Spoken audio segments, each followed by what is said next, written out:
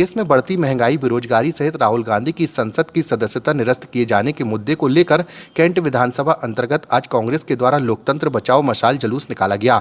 मशाल जुलूस में कांग्रेस विधायक विनय सक्सेना, महापौर जगत बहादुर सिंह अन्नू सहित सैकड़ों की संख्या में कांग्रेस कार्यकर्ता सहित महिला कार्यकर्ता भी शामिल हुई और जमकर केंद्र सरकार के खिलाफ नारेबाजी की गई। विशाल मशाल जुलूस में मध्य प्रदेश कांग्रेस सह प्रभारी सीपी मित्तल भी शामिल हुए। भाजपा की नीतियों के विरुद्ध निकाले गए मशाल जुलूस में कांग्रेसियों ने कहा कि भारत में महंगाई और बेरोजगारी बढ़ाने के बाद देश के प्रधानमंत्री बदले की भावना के साथ कांग्रेसी नेताओं पर प्रहार कर रहे हैं। मोदी अडानी भाई भाई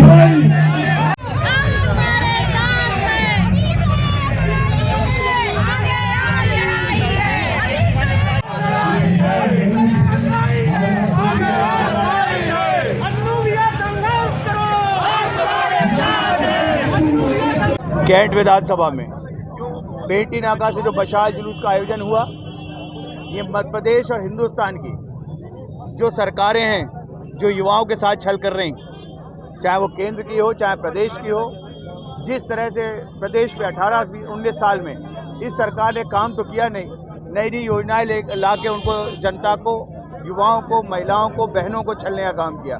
उसके खिलाफ ये विशाल मशाल जुलूस का आयोजन किया गया था और आपने देखा कि सैकड़ों की संख्या में हमारे साथियों ने इस सरकार के खिलाफ मजबूती से जहां नारेबाजी की, वही ये संकल्प भी लिया है कि कांग्रेस और पूरे जबलपुर शहर के क्षेत्र के नागरिक, हमारे खास तौर से युवा, जिनको बेरोजगार देने की बात की गई थी, लेकिन बेरोजगार लोगों को रोजगार देने के नाम पे लाखों और करोड़ों रुपए तो फीस के नाम पे वसूल लिए और आज तक पद नहीं दिए। विधानसभा में जो खुद जवाब आया है कि 3 साल में मात्र 21 लोगों को रोजगार दिया गया, इससे ज़्यादा असफल सरकार ना पहले थी ना कभी होगी।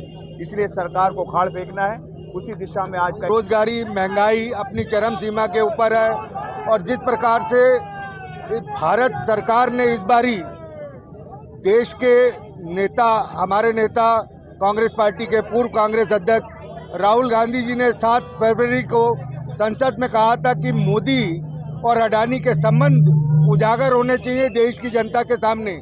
उन्होंने कोई गलत नहीं कहा था, क्योंकि एक विदेशी व्यक्ति ने पूरा का पूरा एक सारी चीज़ें जारी करी थी और उसमें इन दोनों के संबंध और देश में जिस प्रकार से नरेंद्र मोदी के करीबी रहे नीरव मोदी, ललित मोदी, मोबिल चौकसी, जिस प्रकार से देश का हजारों करोड़ रुपया लेके भागे, किसी भी सरकार के मुखिया के आंखों के नीचे गरीब आदमी की, जनता का पैसा लेके भागे, जो देश की जनता के सामने राहुल गांधी जी ने उजागर करा।